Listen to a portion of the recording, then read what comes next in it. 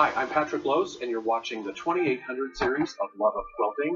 And I'm here today with my friend Lynette Jensen. And Lynette, in all of the time that we've both been involved in the quilting industry, this is the first time we get to work together. You've been quilting for 30 years, and you say, well, actually quilting for 40 years, but, you know, in the industry, 30 years. And then sewing your whole life. Sewing my whole life, you know. Awesome. Started at the knee of my grandmother and my mother, like many sewers, thankfully. That's the way it should be, sure. Yeah, because it was a part of my life. Right. The rule was if you couldn't make it, you didn't need it. Wow. Well, how about that? That's true. That's true. And you brought a beautiful project today. I want you to tell us a little bit about the quilt that you brought. Okay. I titled this Autumn Starshine, and I think that's probably kind of obvious because of the stars and, of course, the colorations of the fabrics, which are the fabrics I love to live with. Probably the fabrics that are associated with me, but they do turn out to be a very livable group of colors for a lot of people. These are definitely the colors that I live with. I love red, gold, and green together. Well, they do reflect the landscape in a lot of people's environment, no matter where you live, you know, in the world. And go with holidays and the seasons, too. But mostly I think they're just livable, very livable. So what is it about this that, I mean, I know myself what I'd like to learn from what you've brought, but what is it that you'd like to teach about this quilt? Well, on this particular quilt, I designed it so the real emphasis is on making rows.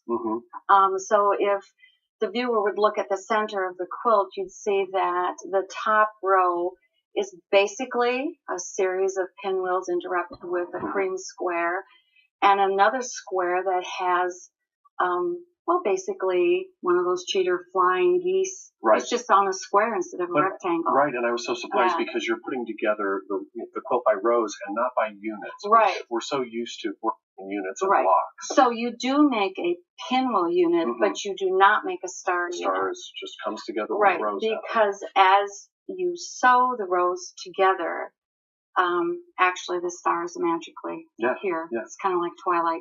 Stars come out. Exactly. I think that's awesome. Now, then how would you, first of all, we want to talk about the fabrics and how you chose the fabrics. So what was your thought process there? What was your inspiration behind this? Well, you know, we always joke about an inspiration for a quilt maker, especially when you're designing things for a book or a magazine.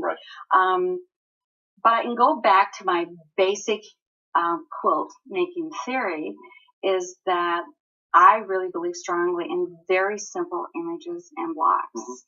Nothing too complicated, nothing too tiny, because I think this same quilt, this Autumn Starshine quilt, could be made in pastels, Christmas novelties, definitely in batiks. People love those. So that the image of the quilt and the blocks are basic enough that things fit into them. Right. And that appeals to beginners then too. If they can do anything that they want with it, that's more appealing. I would just go in there that I would like the beginner to be so comfortable making these blocks that they kind of lose themselves. You know, when you teach a child something, it's difficult, and then all of a sudden they're having fun doing it, like swimming, and all of a sudden they're swimming and they don't even know they're swimming because they're enjoying it so much.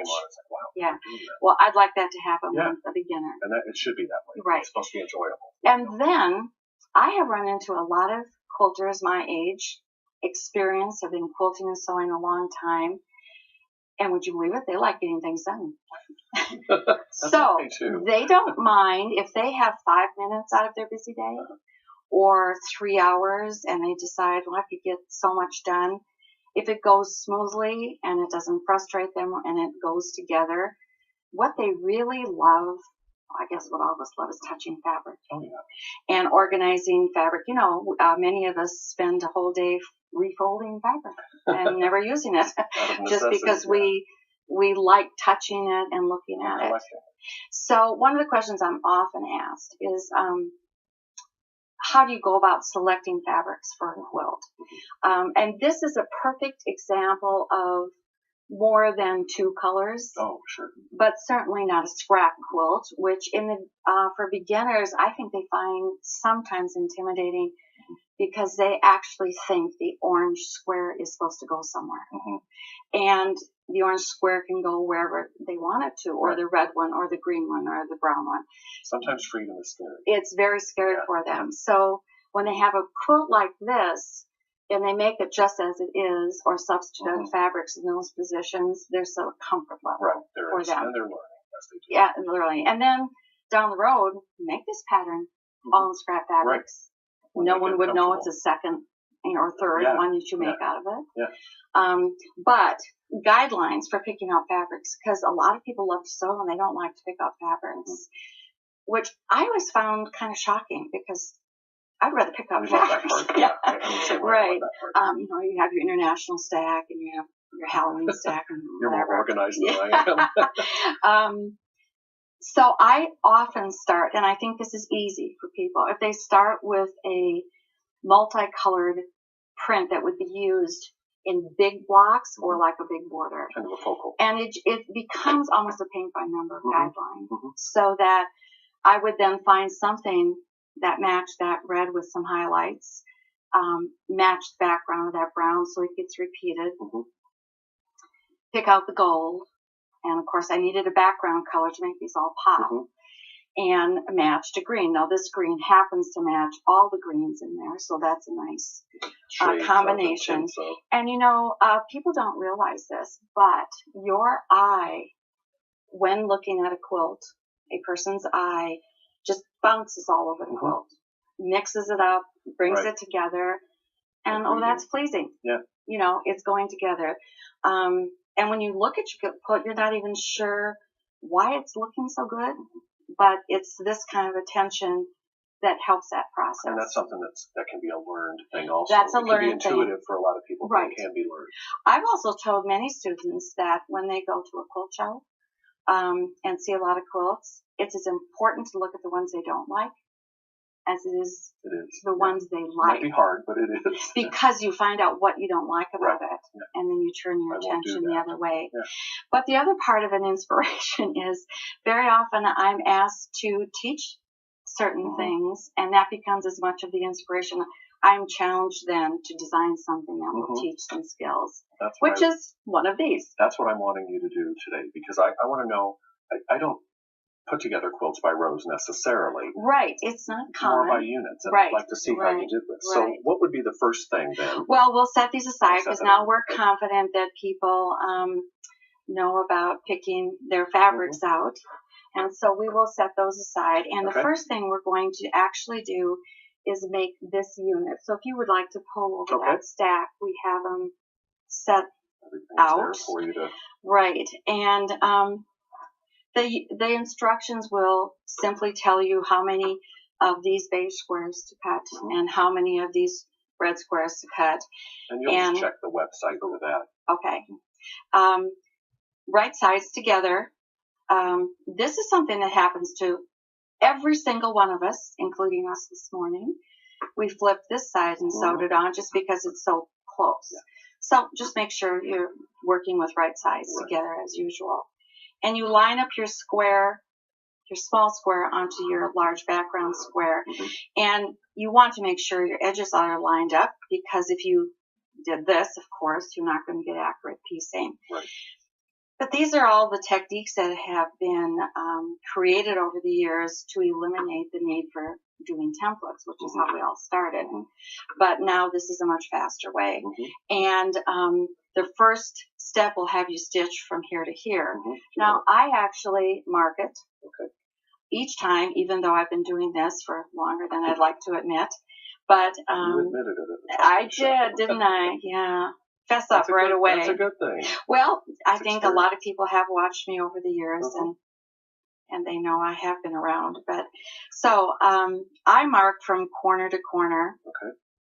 If you do not have one of these magic pencils, it disappears when you press it. I recommend using like a mechanical lead pencil because it doesn't bleed through. It's a nice thin line. You know, if you mark with something too thick and you sew on one side or the other, you've changed the measurement by 1/8 of an inch. Right, I agree. Because it's a 16th on both both of them. And the pencils are so fine, the mechanical pencils. And if you really had to, when it gets down to it, you can erase Yeah, but they're so light they don't show. Yeah, they really so then you would stitch along this line from corner to corner. Okay. If you don't draw the line and you eye it, some people end up curving in or out, and then again that affects, you don't get a true triangle. Okay. Now after it's been stitched, which don't know if we have to go through this, but yeah, let's go ahead. Okay, so now I feel like Jerry Lee Lewis, standing and playing. Oh, people don't even know who Jerry Lee Lewis is. Oh, sure. Anymore, but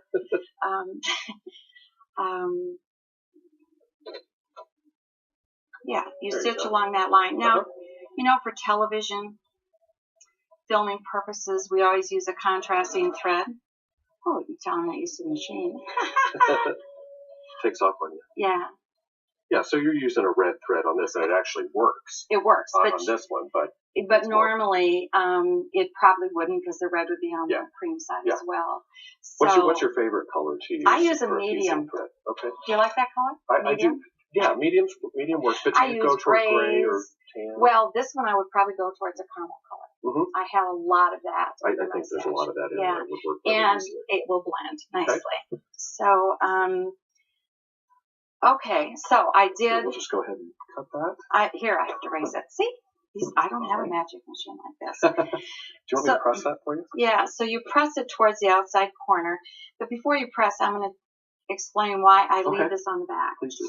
I leave that on the back so that when I go out to press, I use this square as kind of a template. If you trim first, you can sometimes pull it out of square. Yeah, pull it out of square. Great phrase. Yeah, yes. Because you're on a bias. You've created a bias seam. Right. So, right, and then when they are all done, you would go back and trim off this piece that's back there. We'll go ahead and do that. Okay, and I'm going to use. Oh, you're going to do it. Yes, yeah, I'll because put this glove on. you have the glove up there. Yes. The safety of the cutting. What is the official title of that? A cutting mitt? Cutting glove. Cutting glove. Okay. I just don't want to lose my fingers. Yes. Well, I have a permanent wound here. So you are cutting perfectly against the ruler, so you get a perfect quarter-inch seam. And now, I'm kind of picky about that. I do like you it. You do that, huh? Okay. Yeah. Well, you can do it with scissors, but. Well, a lot of quilters do it this way, so they set this aside, and they will have a perfect triangle to sew for a small project. Some of the rest of us sit at the sewing machine and cut them off and just let it drop because, I've heard it's more fabric to purchase. So I'm not saving those, but it certainly is fun for those that do it. And I see projects that people make, and it's amazing. So after you do this on all of these cream squares, you would then go to the other side and put on the other one. You're just going to do the same thing. Right. You're going to do exactly the same thing. Okay.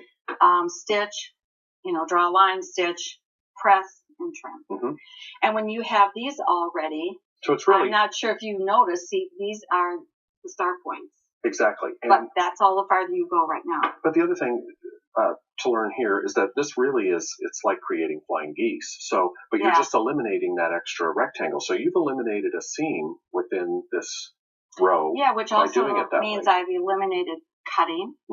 And how many of those multiplied across the quilt? Right. Yeah. So I've eliminated probably 64 cuts. I've also eliminated 64 seams and 64 pressing. Awesome. Well, that's what we want. It really does help out if that can be taken into mind when it's designed, and it also makes a really nice quilting area. Oh, sure. Negative space. So we will have a stack of these ready to go before we move on to the next element. Okay. And the next one would be? With the pinwheel. Okay, we've got those pieces here. Boy, there are so many ways to do pinwheels. Yes. And everybody has their favorite method. I developed techniques that, well, it's not that I thought of the technique, but I use them over and over and over again. Because I found that they worked for people in many situations. One of my goals early on was to have the technique so simple it didn't require a tool. Sure. Or another magic that's always nice too. thing to have to purchase. So if people were like me, midnight, 2 in the morning, and I wanted to get something done and wanted to quilt, I didn't have to make a trip to a store to buy something. That's right. Or if you're traveling. Or you're living in a town where they don't have it. Right. So I always had a ruler and a scissors. People always used to ask me what was my favorite tool.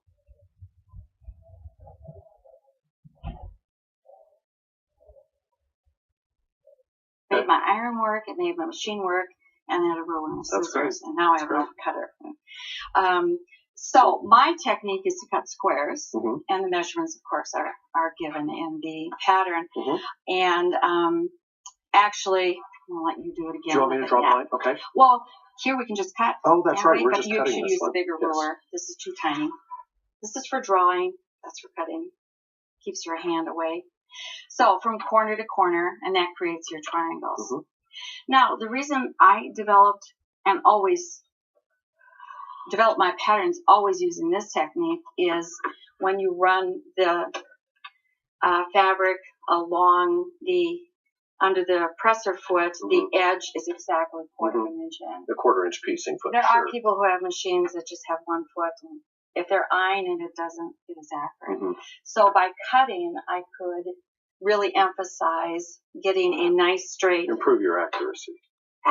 Yeah. And speaking of accuracy, I think one of the most frustrating things about quilt making is that everything has to be accurate.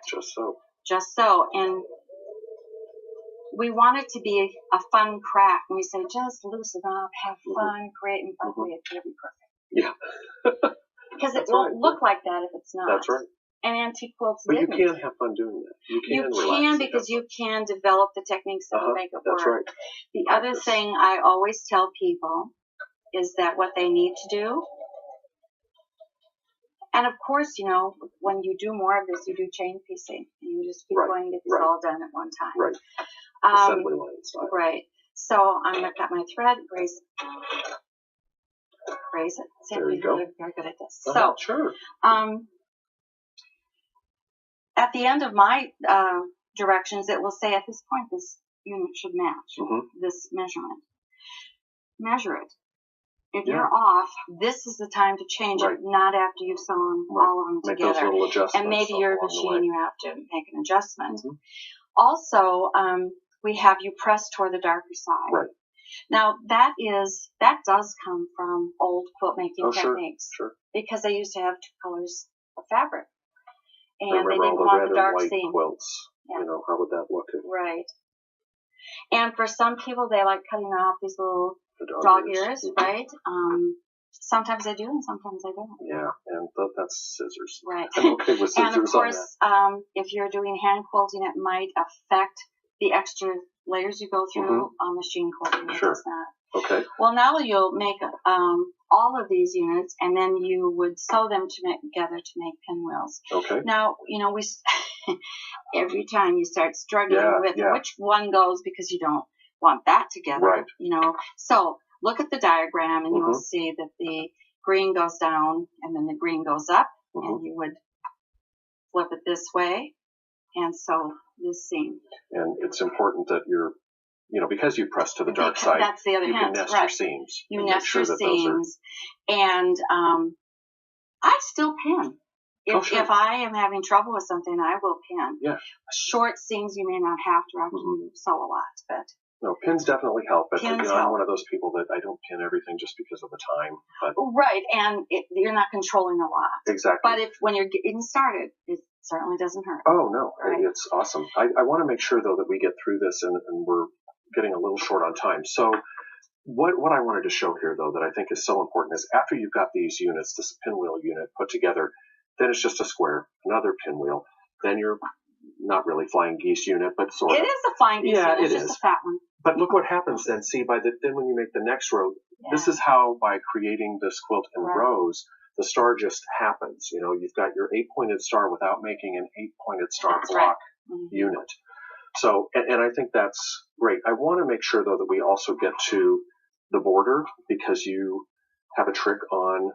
Well, first it's the flying geese border, or the hourglass border. Yeah, exactly. And that is kind of done in the same way. It is, and you Okay. actually need to go through the entire process for that. You can, It's you can pretty show it. We've got it right.